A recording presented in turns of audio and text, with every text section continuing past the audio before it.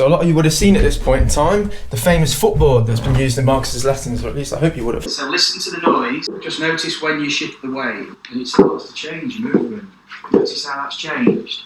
It starts to become a little bit more fluid. And naturally so, with the cracking degree of success that it produces, there have been a lot of questions about it.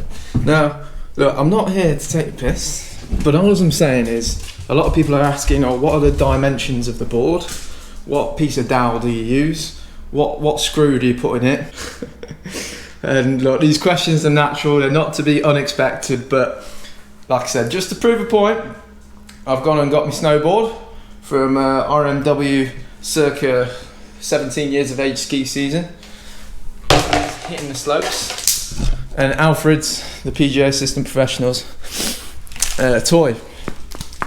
Hold on, there we go, it's a squeaker. Never mind that for the minute. Right, the only thing Marcus told me was not to make the middle bit too big. You don't want to get a log on that in-between part of the footboard, but genuinely, dog toy, snowboard, right? Oh, sorry, Alf. That, honestly, is good enough. It's not as if I'm going to stand all the way out here, is it? But that is good enough to give you the audible feedback that we're after with the footboard.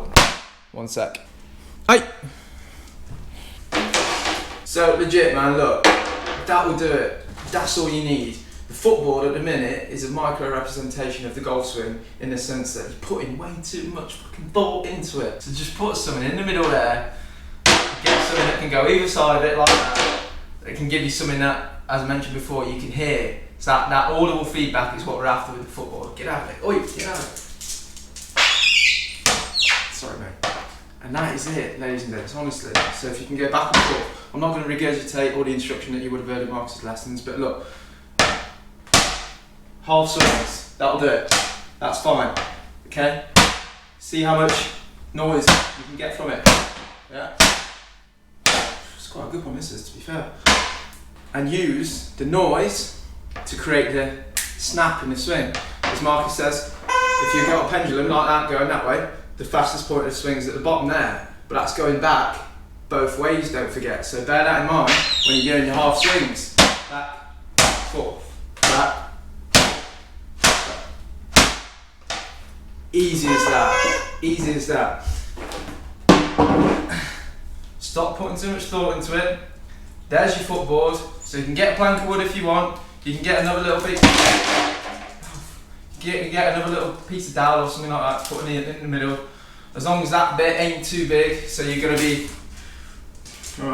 so you're not going to be basically falling over or trying to, play the circus act on it, or going like that just to keep yourself upright.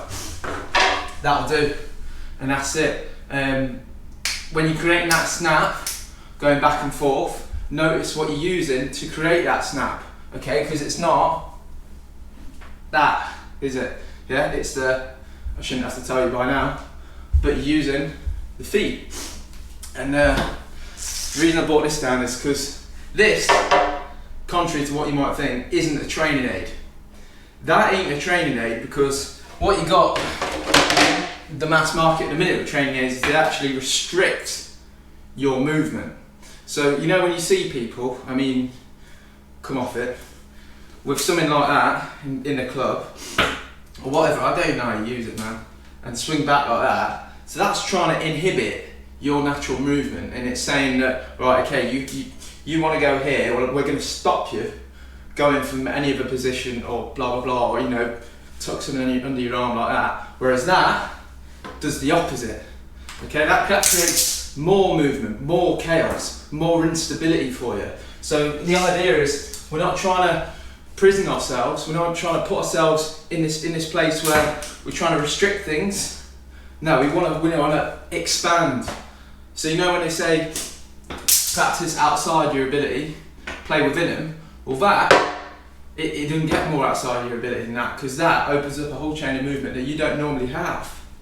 You see what I'm saying? That's why the footboard's so powerful. That's why you've seen it produce such unreal results in the lessons. And look, if you've got a beginner or a mate taken to the driving range, that would do more for their golf than any of the other shit that the conventional coaching would give them, in my opinion anyway. Come on, I mean, you've heard me blab on about it many times before. That's why that's not a training aid. That's why this, in my opinion, is a sack of shit. And this is probably why Alfred's so mad keen on this, because he knows what a good training aid it is, and it doesn't cost you anything. So, as I mentioned, don't put too much thought into it. As long as you've got something that you can rock back and forth on and get that audible feedback from, you're winning. So I look forward to hearing what creative and wonderful pieces of mastery in carpentry you guys produce. Let me know if you can. And there you are, ladies and gents, the famous footboard. I'm going to use a towel today. I'm going to put it under one side and then under the other. So I'm going to use a towel today. I'm going to put it under one side and then under the other. So I want to do practice swings first, get a good sense for that. I want to do practice swings first, get a good sense for that. Now, if I get disconnected through the swing, I'm going to drop that towel. Now, if I get disconnected through the swing, I'm going to drop that towel.